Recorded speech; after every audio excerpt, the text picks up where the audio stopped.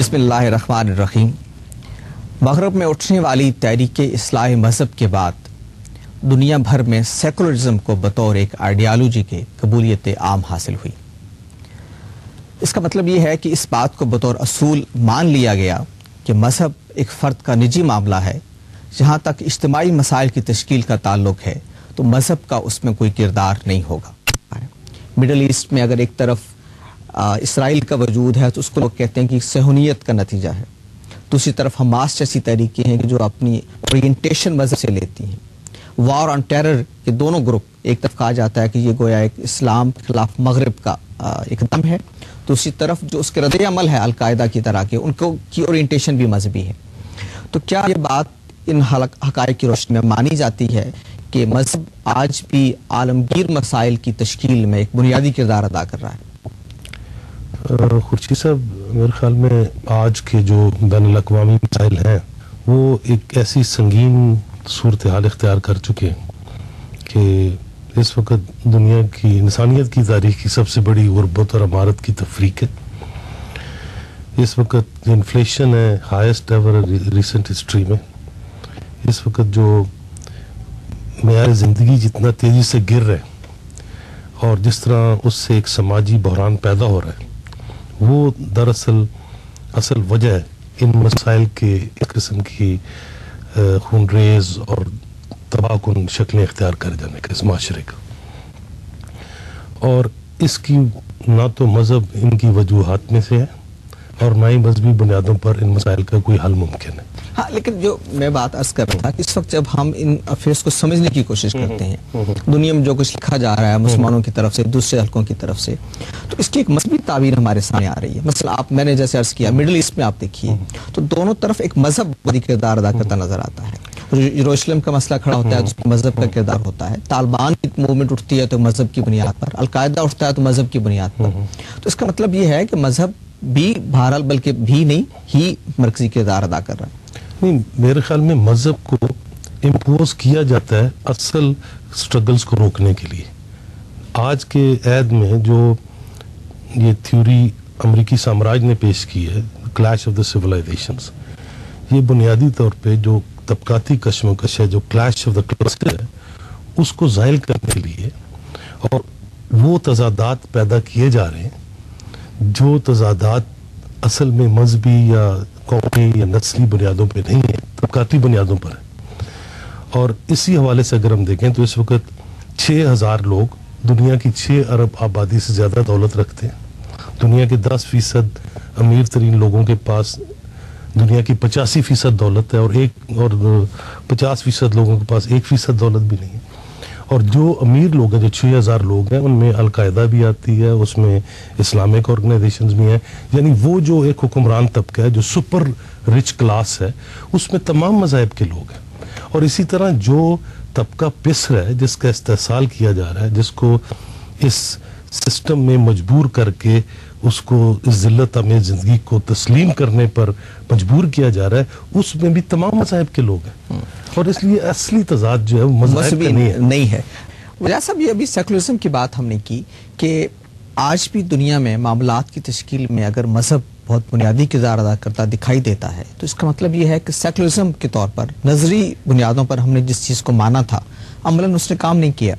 یہ جو نوآبادیاتی نظام کے خاتمے کے بعد کی دنیا ہے، یہ اس کی سیاست کے بحران ہے۔ اسے ہم سرد جنگ کا نام مکمل ایجنڈا بھی کہہ سکتے ہیں، کیونکہ میں آپ سے یہ عرض کروں کہ 20ویں صدی کے پہلے 50 برسوں میں قومی آزادی کی جو لڑائیاں لڑی گئی ہیں، آپ مجھے بتائیے کہ کیا ان میں سے کوئی لڑائی مذہب کی بنیاد پہ لڑی گئی؟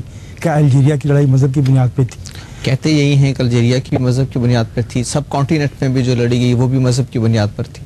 جی، سب کانٹیننٹ میں جو ہے وہ مکمل طور پہ جو ہے ابھی صاحب کل پرسوں ہی فوت ہوئے عسکر سودائی صاحب، جنہوں نے پاکستان کا مطلب کیا لا الہ الا اللہ کا نعرہ دیا۔ وہ ایک اس وقت بھی وہ ایک شاعر تھے، وہ ایک پڑھے لکھے تعلیم یافتہ آدمی تھے، انہوں نے ایک شعر کی اس میں کچھ کہہ دیا۔ آپ یہ فرمائیے کہ کیا یہ بات 23 مارچ 1940 کو محمد علی جناح صاحب نے جو خطبہ عرضاں فرمایا لاہور میں، اس میں انہوں نے کہیں اسلام کا لفظ بھی استعمال کیا ہو تو آپ فرما دیں۔ 1940 کی قرارداد میں اگر کہیں یہ لفظ بھی استعمال ہوا تو آپ فرما دیں۔ 1946 کی قرارداد میں یہ لفظ بھی استعمال ہوا تو آپ فرما دیں۔ 3 جون 1947 کو انہوں نے ریڈیو پہ پہلی دفعہ مسلم لیگ کے قائد کی حیثیت سے خطاب کیا، اس میں اگر یہ بات کہی ہو تو آپ فرما دیجیے. ایسی بات نہیں ہے، وہ قومی آزادی کی لڑائیاں تھیں. اور یہ جو جس عالمی آرڈر میں ہم بیٹھے ہیں اس کی بنیادیں ہی دو ہیں. جو سرحدیں ہیں وہ متعین ہیں، اور دوسری بات یہ کہ جو ان سرحدوں کے اندر ہے وہ اس ریاست کا شہری ہے. اور اس کے شہریت کے دائرے میں انسانوں کی یک وقت گروہی اور انفرادی سطح پہ ایک سے زیادہ شناختیں ہیں، ثقافتی بھی ہیں، لسانی بھی ہیں، مذہبی بھی ہیں. میں یہ سمجھتا ہوں کہ ثقافت، زبان، مذہب کی بنیاد پر جو بھی سیاست ہوگی وہ استخراجی ہوگی، وہ ایکسکلوسیوسٹ ہوگی. مذہب کی دائرے میں جب ہم بات کریں گے تو خاص طور سے چونکہ مذہب جو ہے وہ جسٹیشیبل نہیں ہے، آپ اسے پبلک ریزن کی بنیاد پہ ریجیکٹ یا ایکسیپٹ نہیں کر سکتے. آپ اس لیکن دیکھیں آپ نے صحیح فرمایا کہ نیشن سٹیٹ بن گئی، ٹھیک ہے. اس کے بعد اب جو دنیا میں مسائل کھڑے ہو رہے ہیں، آپ دیکھیے مڈل ایسٹ میں آپ دیکھ لیں، آپ افغانستان میں دیکھ لیں، جو بنیادی اورینٹیشن کا کام کر رہی ہے، جو فورس اصل میں وہ مذہب ہے. دیکھیے جس جماعت نے 1967 میں فلسطینیوں کا کاز لے کے جو چلی، اس میں لیلا خالد ابھی حباش کا انتقال ہوا ہے، کرسچن تھے. الفتح جو ہے وہ ایک ملٹائی فیتھ پولیٹیکل قوت تھی، اور 67 سے لے کے مڈ 1990s تک الفتح ہی علمبردار تھی فلسطینیوں کے کاز کی. دیکھیے زبان، ثقافت اور مذہب کی بنیاد پہ جو سیاست ہوتی ہے دراصل وہ پاپولسٹ ایکسیپٹیبلٹی کے لیے جو ہے وہ ایک رنگ دیا جاتا ہے، بنیاد وہ نہیں ہوتی. اگر یہ بنیاد ہوتی تو آپ یہ فرمائیے کہ اس وقت دنیا میں عالمی جو اتحاد ہیں اس میں سے صرف OIC ہے جو مذہب کی بنیاد پہ ہے، اور سب سے وہ کمزور ہے، سب سے وہ غیر مؤثر ہے. اور اس کی بنیاد کیا ہے؟ ایک حیرانی کی بات ہے کہ OIC میں ایک ایسا میں یہ عرض کر رہا ہوں کہ جو مؤثر بھی ہیں جی وہ بھی تو مذہبی بنیادوں پر آپ فرمائیے. القاعدہ مؤثر ہے، القاعدہ تو ایک تنظیم ہے نا، وہ مؤثر نہیں ہے. نہیں، ایک فورس کے طور پر عالمی مسائل کے ایک فریق کے طور پر مؤثر تو ہے. جی وہ مؤثر نہیں ہے. آپ تو یہ ان معنوں میں کہہ رہے ہیں کہ دیکھیے ابھی تک تو وہ نیوسنس.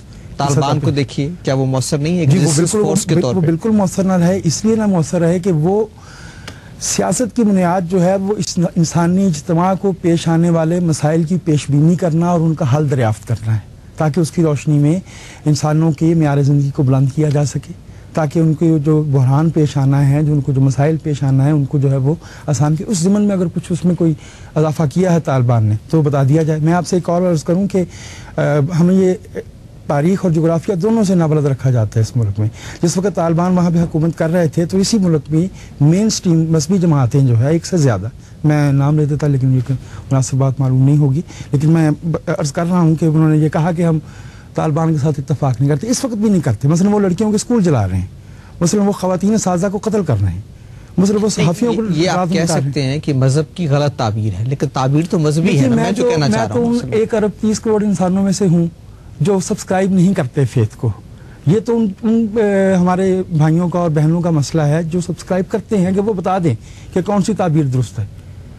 اور اسی لیے میں عرض کر رہا ہوں کہ یہ تعبیر ہی کا بحران جو ہے یہ بنیادی وجہ ہے کہ مذہب کو جو ہے وہ سیاست کی اور سیاسی مکالمے کی اور سیاسی عمل کی بنیاد نہیں ہونا چاہیے.